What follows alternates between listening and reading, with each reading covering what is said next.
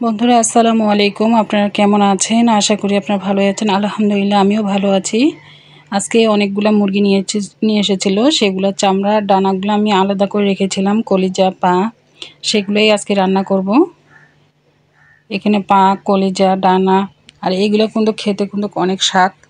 তাই আজকে এগুলো মশলাগুলো আমি ব্লেন্ডারে একটু বেটে নেব। বাইরে খুব বৃষ্টি, তাই আমি চুলার পাড়ে যেতে পারিনি, তাই আমি ঘরে বারান্দায় রান্না করব। আর এখানে আমি মরিচ, আদা, রসুন, গরম মশলা সব একসাথে ব্লেন্ড করে নেব।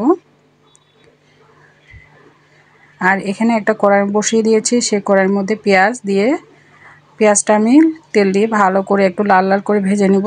আপনারা চাইলে পানি দিয়ে সিদ্ধ করে নিয়ে তারপরও আপনি সেগুলো দিতে পারেন, কিন্তু আমি একটু তেল দিয়ে ভেজে নেব।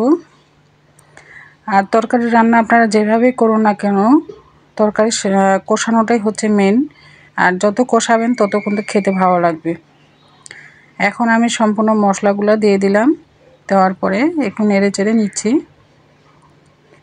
এখন এখানে স্বাদ মতো লবণ আর পরিমাণ মতো হলুদটা দিয়ে দিব।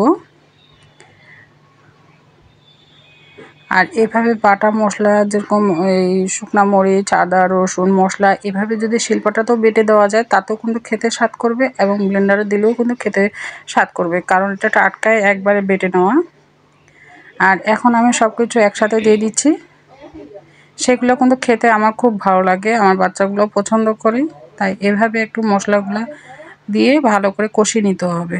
যারা খান না তারা যদি এভাবে একটু রান্না করে খেয়ে দেখেন, অবশ্যই ভালো লাগবে। সব কিছু এভাবে কষিয়ে নিতে হবে, একদম তেল বের হয়ে এসেছে। আর এখানে কোনো পানি ব্যবহার করা যাবে না, এই মশলা দিয়ে যতটুকু আপনি কষাতে পারেন ততটুকুই খেতে ভালো লাগবে। এখানে পানি দিলে আবার ঝোল ঝোল করলে কিন্তু খেতে ভালো লাগবে না। দেখুন বন্ধুরা, আমার ভাজা হয়ে গেছে, আমি এখন থালার মধ্যে পরিবেশন করে নিয়েছি। মাশাআল্লাহ, কালারটাও অনেক সুন্দর হয়েছে। আসসালামু আলাইকুম, ভালো থাকবেন সবাই।